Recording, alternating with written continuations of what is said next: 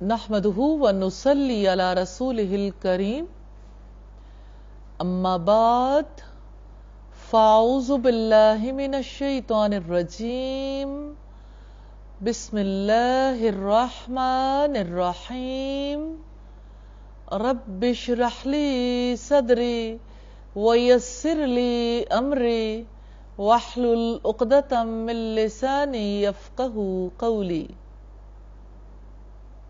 آج ہم روزہ اور سخاوت کے موضوع پر بات کریں گے۔ سخاوت اعلی خلق میں سے ہے۔ عام دنوں میں بھی سخاوت مطلوب ہے، لیکن روزے میں سخاوت کرنا آسان ہو جاتا ہے، سخاوت سیکھنا آسان ہو جاتا ہے۔ اللہ رب العزت کا فرمان ہے لن تنالوا البر حتى تنفقوا مما تحبون، تم نیکی کے اعلی مقام کو ہرگز نہیں پہنچ سکتے یہاں تک کہ تم اللہ تعالیٰ کی راہ میں وہ خرچ کرو جس سے تم محبت رکھتے ہو۔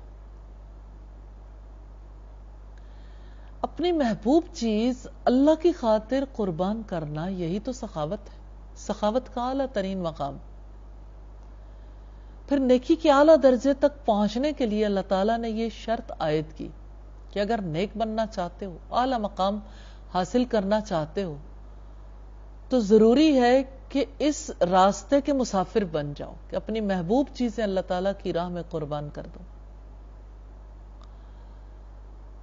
یہ آیت جب نازل ہوئی تو حضرت ابو طلحہ نبی صلی اللہ علیہ وسلم کے پاس آئے اور کہنے لگے، اے اللہ کے رسول، بیرہا کا باغ مجھے سب سے زیادہ محبوب ہے، 600 کھجوروں کے درخت ہیں اس میں، ٹھنڈے پانی کا کنواں ہے۔ اس پر آپ صلی اللہ علیہ وسلم نے فرمایا، اسے اپنے چچا زاد بھائیوں کو دے دو۔ سخاوت وہ بھی کس پر؟ قریبی عزیزوں پر۔ جو ہم دیکھتے ہیں کہ آپ صلی اللہ علیہ وسلم اللہ تعالیٰ کے احکامات پر عمل کرنا سکھاتے تھے، اور یہ بنیادی احکامات ہیں۔ خود جیسے قرآن حکیم میں آتا ہے، اللہ تعالیٰ کی کتاب ہدایت سے فائدہ اٹھانے والوں کی پہچان یہ ہے، اس کی علامت یہ ہے، ذالک الکتاب لا ریب فیہ ھدی للمتقین، یہ وہ کتاب ہے جس میں کوئی شک نہیں، ہدایت ہے متقین کے لیے۔ الذین یؤمنون بالغیب، وہ لوگ جو غیب پر ایمان لاتے ہیں، ویقیمون الصلاۃ، اور وہ نماز قائم کرتے ہیں، ومما رزقناہم ینفقون، اور اس میں سے جو ہم نے انہیں رزق دیا وہ خرچ کرتے ہیں۔ اب صلی اللہ علیہ وسلم نے اسی کے بارے میں فرمایا، خرچ کر اے ابن آدم، تجھ پر خرچ کیا جائے گا۔ کیسی تیاری ہے، خرچ کرو اور زیادہ ملے گا۔ یہ خرچ کرنا محبوب عمل ہے، کیونکہ جس کا دل نہیں کھلتا، مٹھی بھی نہیں کھلتی۔ مٹھی بند ہوتی ہے تو دل بھی بند ہو جاتا ہے، انسان بخیل بن جاتا ہے، حریص بن جاتا ہے۔ اور بخل اور حرص کی وجہ سے کیسے کوئی شخصیت اچھی ہو سکتی؟ اخلاق سیئہ میں سے حرص بھی اور بخل بھی۔ دل ان برائیوں سے پاک ہی تب ہوتا ہے جب انسان اللہ تعالیٰ کے راستے میں مال خرچ کرتا ہے، اور اللہ تعالیٰ نے جس کا حکم دیا وہ یہ کہ محبوب مال خرچ کرو۔ حضرت عمر نے جب یہ آیت سنی تھی تو انہوں نے آپ صلی اللہ علیہ وسلم سے آ کر یہ کہا کہ اللہ کے رسول، مجھے خیبر کے باغ، خیبر کی زمین سب سے زیادہ پسند ہے۔ تو آپ صلی اللہ علیہ وسلم نے فرمایا، اصل روک لو، پھل صدقہ کر دو، یعنی زمین تمہاری رہے، درخت تمہارے رہیں، لیکن ان کے پھل صدقہ کر دو۔ سخاوت کی عظیم ترین مثال ہے۔ حقیقت یہ ہے کہ یہ مستقل بنیادوں پر دل کے اندر نیکی کے جذب ہونے کا نام ہے، نیکی کے جذب ہونے کا ایک طریقہ کار۔ ہر دفعہ انسان اپنی ساری محنت لگائے. ہر دفعہ انسان پورے طریقے سے فصل تیار کرے یا باغات تیار کرے, جب بالکل پھل آنے پہ آ جائے وہ اللہ کے نام کر دے. اور ایک بار نہیں, بار بار. ایک بار دینا بہت آسان ہوتا ہے, بار بار دینا مشقت والا. تو اللہ تعالیٰ کی رحمت ہے کہ اس نے انفاق کی طرف توجہ دلائی, سخی بننے کی ترغیب دلائی. نبی صلی اللہ علیہ وسلم نے فرمایا, بخیل لوگوں سے بھی دور ہوتا ہے, اللہ سے بھی دور ہوتا ہے, جنت سے بھی دور ہوتا ہے, اور آگ کے قریب ہوتا ہے. اور آپ نے فرمایا, سخی اللہ سے بھی قریب ہوتا ہے, لوگوں سے بھی قریب ہوتا ہے, جنت کے بھی قریب ہوتا ہے, آگ سے دور ہوتا ہے. تو سخاوت کتنا عمدہ طرز عمل ہے. اب صلی اللہ علیہ وسلم کیسے سخی تھے. ایک بار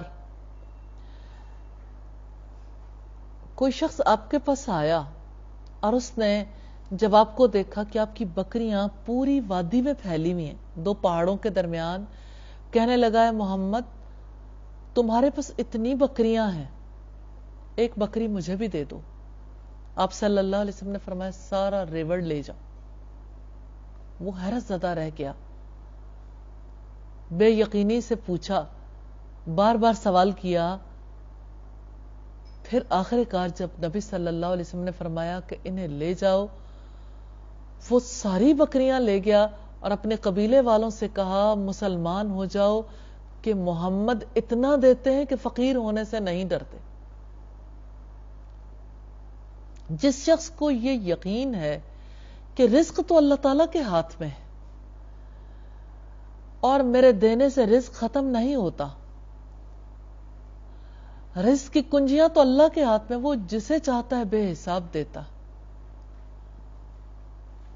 تو انسان سخاوت کرتے ہوئے جھجکتا نہیں ہے. سخاوت اس کے لیے آسان ہوتی ہے جو انسان اللہ تعالیٰ پر اعتماد رکھتا ہے, یقین رکھتا ہے, توکل کرتا ہے, جو اللہ تعالیٰ سے محبت رکھتا ہے, اللہ تعالیٰ کی محبت میں اپنا مال خرچ کرتا ہے. اور خرچ کرنے والے تو اس کی محبت میں یتیم کو, قیدی کو اور مسکین کو کھانا کھلاتے ہیں اور کہتے ہیں کہ ہم تم پر کوئی احسان نہیں کرتے, ہم تو یہ اللہ کی محبت میں کرتے ہیں. تو اصل چیز اللہ تعالیٰ کی محبت. یہ محبت کہیں انسان کو سخی بناتی ہے, اس کا بخل اور اس کی حرص کو دور کرتی ہے.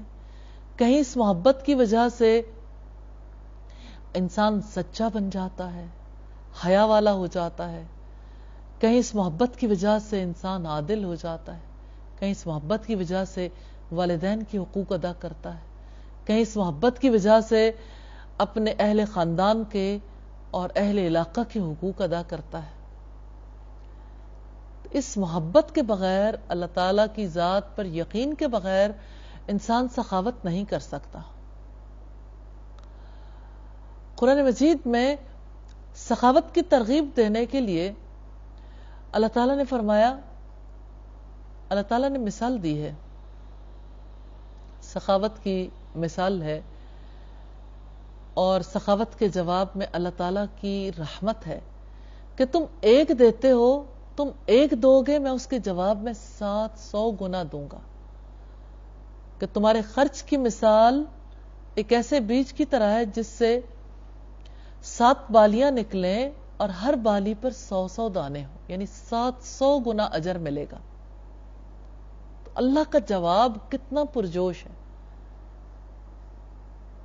پھر آپ صلی اللہ علیہ وسلم نے جیسے سخی بنانے کے لیے تلقین کی, حضرت اسما سے آپ نے کہا کہ اللہ کی راہ میں دو اور گن گن کر نہ رکھو, ورنہ اللہ بھی گن گن کر دے گا. تو سخاوت اعلیٰ اخلاقیات میں سے ہے. خود بھی سخاوت سیکھنے کی ضرورت ہے اور اپنی اولاد کو بھی سخی بنانے کے لیے کوششیں کرنے کی ضرورت ہے. آغاز کہاں سے ہوتا ہے؟ انسان جو اس کے پاس ہے اس کو دینے کی کوشش کرے. جیسے قرآن حکیم میں آتا ہے یسألونک ماذا ینفق، وہ آپ سے سوال کرتے ہیں کہ وہ کیا کچھ خرچ کریں. قل العفو، کہا گیا کہ آپ کہہ دو جو زائدہ ضرورت ہو. تو زائدہ ضرورت کو دیکھیے، رمضان بہت اچھا موقع ہے. روزے کی حالت میں جب انسان اپنے حلال کھانے پینے کو، خواہشات کو چھوڑ سکتا ہے، تو روزے کی حالت میں انسان کے لیے مال کو چھوڑنا بھی آسان ہو جاتا ہے. حقیقت یہ کہ مال کی محبت رکھنے والوں کو قارون کی طرف دیکھنا چاہیے. اللہ تعالیٰ نے اسے اتنا مال دیا تھا کہ اس کے خزانوں کی چابیاں 300 خچروں پر لادی جاتی تھی. پھر کیا ہوا کہ وہ اپنے خزانوں سمیت زمین میں دھسا دیا گیا. مال ہاتھ کا میل ہے، سدا کسی کے پاس نہیں رہتا. نبی صلی اللہ علیہ وسلم نے فرمایا ابن آدم کہتا ہے میرا مال میرا مال، حالانکہ اس کے مال میں سے اس کا حصہ اتنا ہی ہے جتنا اس نے کھایا کھا کے ختم کر دیا، پہنا پہن کے پرانا کر دیا، اور اس نے صدقہ کیا اور بچا لیا. یقین ہے نا کہ میرے لیے یہ آخرت کا بینک بیلنس ہے، جو میں خرچ کروں گا وہ میرے لیے بچے گا. ایک دفعہ رسول اللہ گھر آئے، حضرت عائشہ سے پوچھا کہ عائشہ جو بکری ذبح کی تھی اس میں سے کچھ بچا ہے؟ وہ کہنے لگی ایک دستی کے سوا کچھ نہیں بچا. رسول اللہ صلی اللہ علیہ وسلم نے فرمایا ایک دستی ہی تو نہیں بچی، باقی تو سب کچھ بچ گیا. یہ ہے نقطہ نظر کا فرق. اللہ تعالیٰ سے دعا ہے ہمیں اس کا فہم نصیب فرما دے، یقین نصیب فرما دے. تو بنیادی بات یہ ہے کہ جب انسان یہ یقین رکھے کہ جو اللہ کے ہاتھ میں گیا وہی بچے گا، کیونکہ سائل کے ہاتھ میں جانے سے پہلے رسول اللہ نے فرمایا وہ اللہ تعالیٰ کے ہاتھ میں جاتا ہے. تو اپنی سخاوت میں اگر آپ اخلاص کو پیش نظر رکھیں گے، اخلاص کے ساتھ سخاوت کریں گے، سخاوت آسان ہو جائے گی.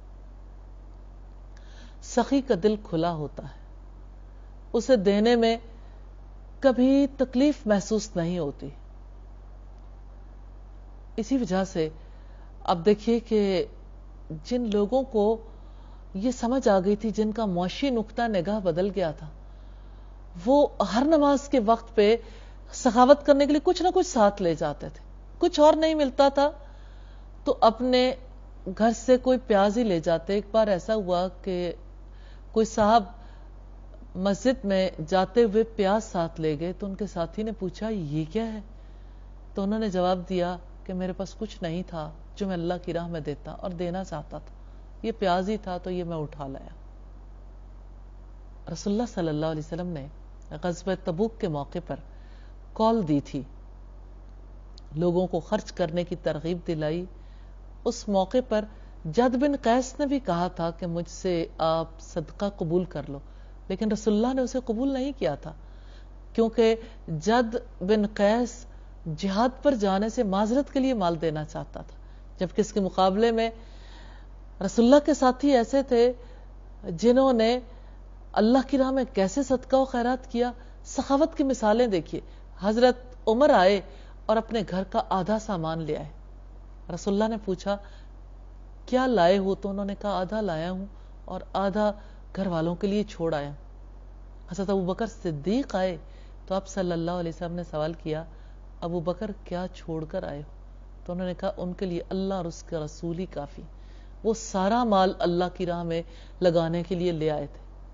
اور ایک صحابی ایسے بھی تھے جو یہودی کے کنویں پر رہٹ چلا رہے تھے.